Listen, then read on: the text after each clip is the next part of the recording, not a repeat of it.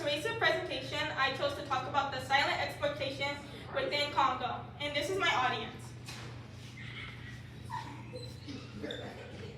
Envision a life where you're forced to work from dusk to dawn. Overworked and underpaid, you're scared, tired, and hungry. You get beaten for not meeting unreasonable quotas. Soldiers constantly terrorize you and your family. Well, this is the reality for thousands and millions of Congolese people.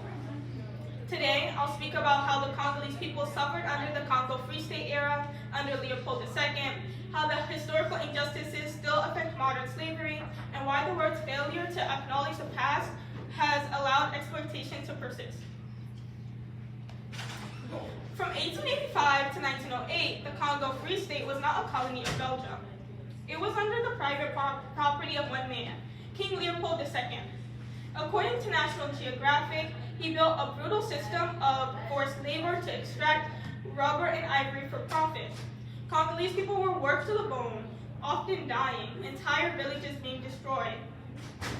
Reports from missionaries and journalists exposed the horror. Families were torn apart as men were forced into forests to collect rubber while women and children were taken hostages.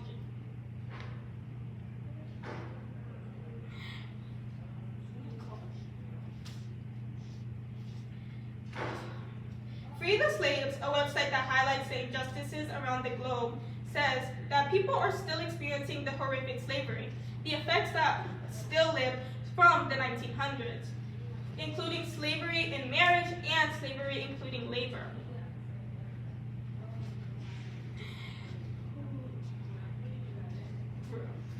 Accountability. In an article from the University of Navarra's Global Affairs blog research, it says that Belgium failed to take responsibility for the atrocities that were committed during this time. They ignore what happened and still don't address the legacy of Leopold II's crime.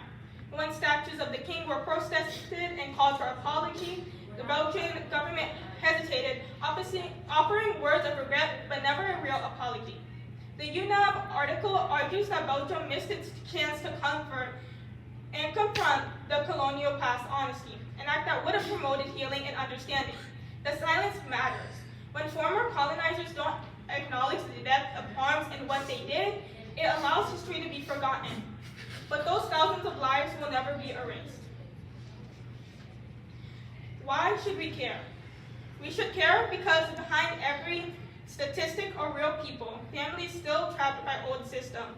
These people deserve recognition, justice, and change. We can't reverse what happened, but we can stop it from happening again.